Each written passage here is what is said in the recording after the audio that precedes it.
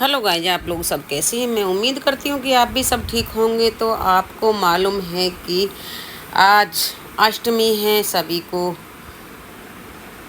जय माता दी और नवरात्रि की हार्दिक शुभकामनाएं। तो सभी को ज्ञात है कि किसी को अष्टमी में मनती है, किसी के घर में नौमी मनती है। तो आज है अष्टमी। वैसे तो जो अब के व्रत हुए थे वो अब के 9 व्रत ना हो करके 10 व्रत हुए थे अब के, क्योंकि एक नवरात्रा अब के बढ़ गया था। तो एक नवरात्रा अब के बढ़ा है।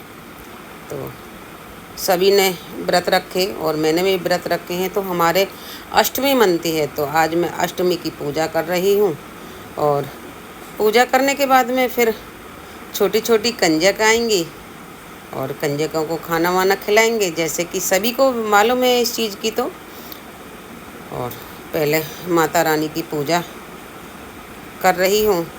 माता रानी की पूजा करने के बाद में अब जो हमारे 8 दिन का जो कलश रखा हुआ था, स्थापित जो मैंने किया था, वो अब पूजा करने के बाद में मैं कलश को, जो माता रानी का भोग होता है नारियल का, उस नारियल को अब मैं छोटी छोटी जो कन्या आएंगी उसको प्रसाद के रूप में दूंगी। और ये जो हमारा जो कलश स्थापित किया था, तो इसको हम गमले में विसर्जन कर देंगे।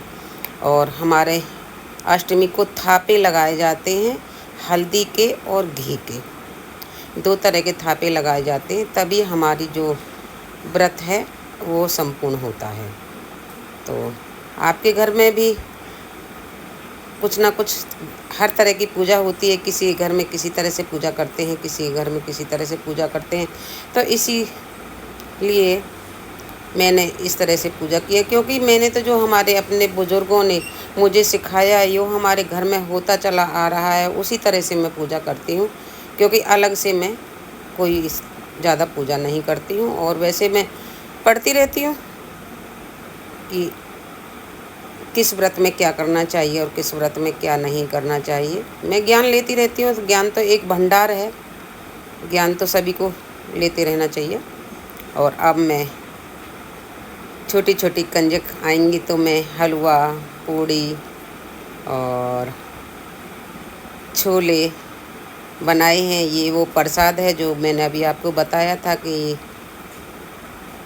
उसके बाद में अब कंजकों को बुलाती हूँ और सारी कन्याओं को खाना खिलाती हूँ। क्योंकि खाना बनाने में भी टाइम लगता है। पहले मैंने पूजा की थी, पूजा करने के बाद में अब कंजकों के लिए खाना बना रही हूँ।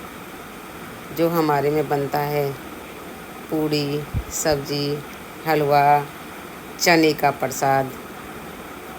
तो गई सबको ही सबके घर में ही बनता है। और बनाते बनाते मैं भगवान का भी नाम लेती रहती हूँ कि जैसे कोई भजन हो गया तो मैं गुनगुनाती रहती हूँ, जैसे जय माता दी बोलती रहती हूँ, या भगवान का नाम मैं लेती रहती हूँ। खाना बनाते हुए या कोई भी मैं अपना जब काम करती हूँ तो मैं भगवान का नाम गुनगुनाती रहती हूँ अपने मुख से। तो इसी तरह से भगवान का नाम भी लिया जाता है। तो अब मेरे घर में छोटी छोटी कन्याएं आ चुकी हैं। तो अब मैं पहले कन्याओं को, सबसे पहले आई हैं तो पानी दिया जाता है। तो मैंने पानी दिया, क्योंकि गर्मी बहुत पड़ रही थी उस टाइम पर। तो सभी कन्याओं को पहले मैंने जल दिया। उसके बाद में सभी कन्याओं को मैंने रोली टीका लगाया। फिर सबकी कन्याओं के मैंने पैर धोए। धोने के बाद में जिस कन्याओं को जिस तरह का मैं टिफ़िन लेके आई थी खाना, क्योंकि बच्चों को जो चीज़ पसंद होती है वो ही देनी चाहिए। तो मैंने कई कन्याओं को पूछ लिया था, बेटे आपको क्या चाहिए? तो उन्होंने बोला हमें तो टिफ़िन चाहिए। तो जो कलर मैं लेके आई थी उन्हीं के कलर का, पसंद का कलर मैंने दिया था। और छोटी छोटी कन्याएं आई हैं, लंगोरिया भी आई हैं। तो मैं धीरे धीरे सारी कन्याओं को टीका लगाते हुए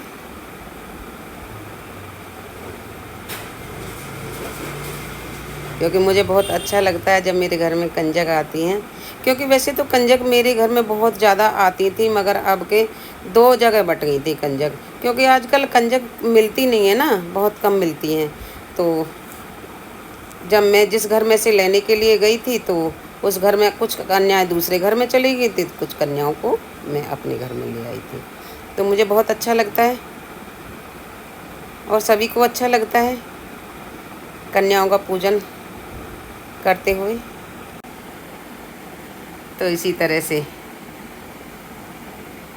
कन्या घर में आती हैं, और क्योंकि कन्या हर घर में नहीं जाती हैं, वो घर बहुत सौभाग्यशाली होता है जिसके घर में कन्याएं आती हैं या जिस घर में कन्याएं जन्म लेती हैं। तो कन्या का होना तो हमारे सनातन धर्म में, क्या देश में, क्या सब में ही अगर कन्याएं नहीं आएंगी तो हम बहुएं कहाँ से लेके आएंगे। तो इसीलिए कन्या का होना बहुत ही ज़रूरी होता है। तो हर घर में भगवान एक कन्या ज़रूर दे, और इसी तरह से कन्याओं का पूजन मुझसे कराता रहे भगवान, और इतनी मुझे हिम्मत दे, शक्ति दे भगवान कि मैं अच्छे कर्म करती रहूं, व्रत करती रहूं, और कुछ इसी व्रत करने से ही थोड़ा सा दान पुण्य भी हो जाता है। तो अब मैं सारी कन्याओं को उनकी मर्ज़ी से, उनके कलर के हिसाब से, उनकी जो उन्होंने कहा कि हमें इस कलर का टिफ़िन चाहिए, हमें इस कलर का टिफ़िन चाहिए, तो मैं सबको वो ही दे रही हूँ। आप देख सकते हैं कन्याएं बहुत खुश होती हैं अपने मनपसंद की चीज़ लेने से, और कन्याओं के पूजा करने से बहुत ही मन को शांति मिलती है जब कन्या घर में आती हैं। तो जैसे कि आप सब जानते हैं कि माँ दुर्गा के 9 रूप होते हैं। हर एक रूप का 9 दिन के ही नवरात्रे रखते हैं। 9 दिनों में माता के 9 रूप होते हैं। माता के 9 रूपों के ऊपर ही माता के 9 दिन के व्रत रखे जाते हैं। ये माता पार्वती के ही 9 रूप हैं। माता पार्वती और माता दुर्गा एक ही बात है, और ऐसी मान्यता है कि माता ने चंड मुंड जैसे असुरों का नाश किया था। इस दिन किया हुआ दान या पूजन बहुत ही उपयोगी होता है। अगर कोई इंसान 9 दिन का व्रत नहीं कर सकता है तो वो अष्टमी का व्रत कर सकता है। जब हम घर में कन्या बुला करके पूजा करते हैं या उनको भोजन ग्रहण कराते हैं, तो कन्याओं में कोई भेदभाव नहीं करना चाहिए और प्यार से उन्हें भोजन कराना चाहिए।